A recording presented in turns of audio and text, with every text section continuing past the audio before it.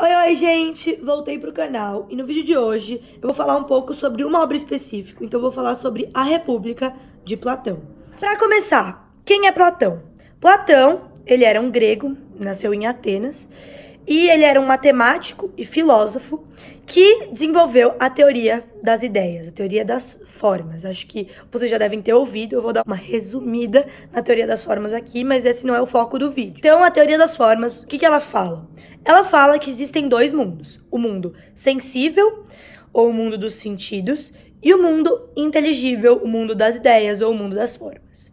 O mundo inteligível é o mundo das ideias, e ele representa o uno. O mundo sensível, ele vai representar o múltiplo. Como assim? No mundo sensível, Platão dizia que era onde viviam as ideias, as essências das coisas. O que é uma essência? Uma essência é algo exterior, é algo uno, é algo imutável e eterno. Como assim? Então, por exemplo, eu tenho aqui duas canetas. Ambas são canetas. Não são duas canetas? São. Mas o que faz a gente identificar essa caneta e essa caneta como canetas? Sendo que elas são diferentes. A essência da caneta é uma essência que é imutável e é eterna. Então, pra sempre, eu vou sempre saber que isso aqui é uma caneta, isso também é uma caneta. Mas elas são diferentes? São, mas elas continuam sendo uma caneta. E essa essência, ela não vai mudar a ideia de que isso aqui é uma caneta. Mas, então, como é possível eu ter duas canetas diferentes, sendo que elas têm a mesma ideia, elas têm a mesma essência, que é a essência caneta? É simples. Esses dois tipos de caneta, assim como todos os outros tipos de caneta, que são diferentes, representam o múltiplo. Então, eles residem o mundo dos sentidos, eles residem o mundo em que a gente tá tocando, a gente tá vendo. Eles são as múltiplas representações da essência de caneta. As múltiplas representações, elas são mutáveis, elas são múltiplas, né, como já disse, mas continuam sendo canetas, porque a essência delas não muda. Então essa é a principal teoria de Platão, que é a teoria das formas. Eu dei uma resumida nela, e agora eu vou falar um pouco sobre a República. É legal lembrar que em todos os textos de Platão, ele escreve na forma de diálogo, e nesses diálogos quem aparece é Sócrates. Platão usa muitas vezes o Sócrates para representar o que ele está querendo falar, o que ele está querendo transmitir. Então, quando Platão está querendo transmitir alguma coisa por meio de seus textos, por meio de seus diálogos, ele nunca vai se inserir no diálogo, mas ele vai inserir alguma figura como Sócrates, que vai meio que falar as palavras dele. Se vocês lembram do vídeo que eu falei de Sócrates, vocês vão lembrar um pouco da maiêutica, um pouco dos métodos de Sócrates. Isso aparece muito nos textos de Platão, então Sócrates dialogando com outras pessoas para tentar descobrir alguma coisa, porque ele não sabia de nada, certo?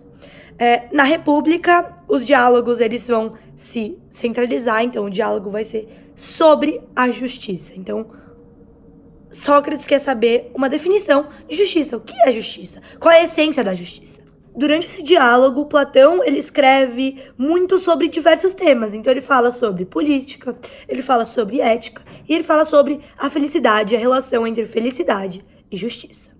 Falando um pouquinho da política, o Platão, nesse texto, ele critica a democracia. Por quê? Porque, para ele, a democracia foi responsável pela morte de Sócrates, seu mestre. O que é democracia? A democracia, né, na sua essência, é quando o poder tá na mão do povo. Então, o povo, a maioria, ela vai decidir o que vai acontecer, certo? Para Platão, isso não era legal. Por quê? Porque a maioria, naquele período, ela era influenciada pelos seus valores e não pelas essências. Então, a maioria, ela não estaria pensando racionalmente nas essências das coisas. Não, a maioria só estaria sendo influenciada pelos valores que lhes foram atribuídos durante a vida. Quando ele fala de política, ele não fala só dessa ordem, né, da sociedade, mas ele fala da ordem do cosmo. Ele fala tanto do microcosmo quanto do macrocosmo. E por meio desses dois conceitos e do contraste entre eles, ele chega à conclusão de que a alma humana, né, a essência humana, nos permite estudar e entender a justiça. Assim, ele meio que equivale a felicidade com a justiça, dizendo que a essência do homem, ela é dividida em três: a razão, os instintos e a coragem. A razão seria o mestre das essências, é o que a gente pode representar pelo cérebro.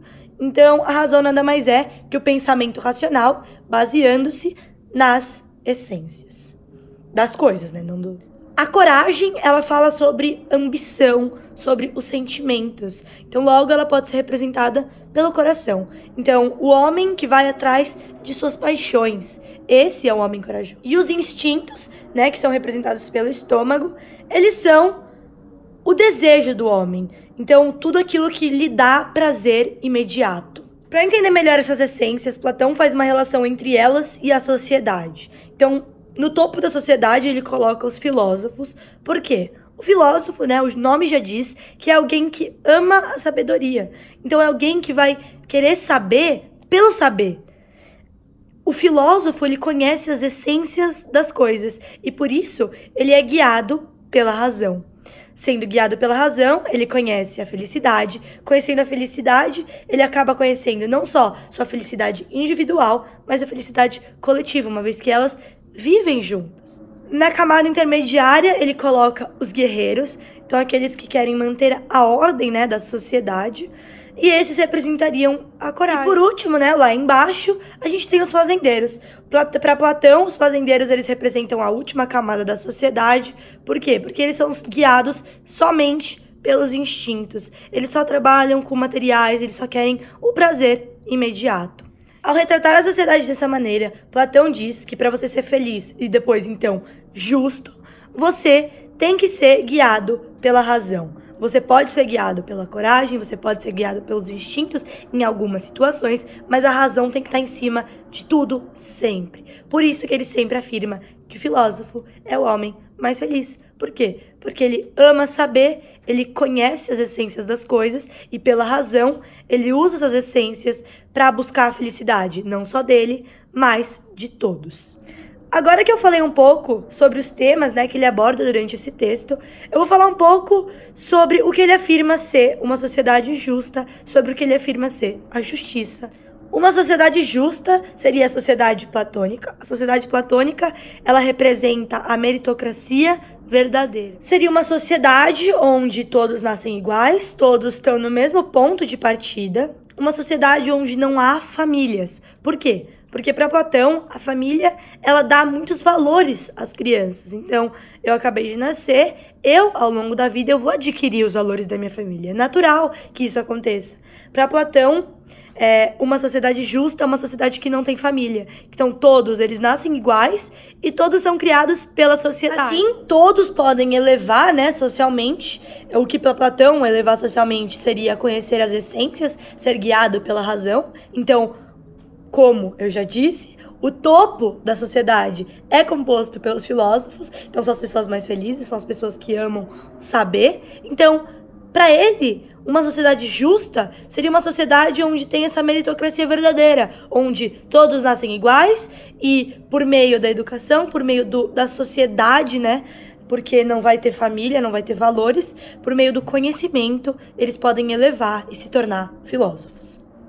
Agora, para acabar o vídeo, eu só vou dar a definição de justiça, né, propriamente dita. Então, o que é a justiça para Platão? É a cada coisa aquilo que lhe é devido. Gente, seguinte, eu esqueci de gravar o final do vídeo, mas obrigada por ter assistido, deixa um like, se inscreve no meu canal, e é isso.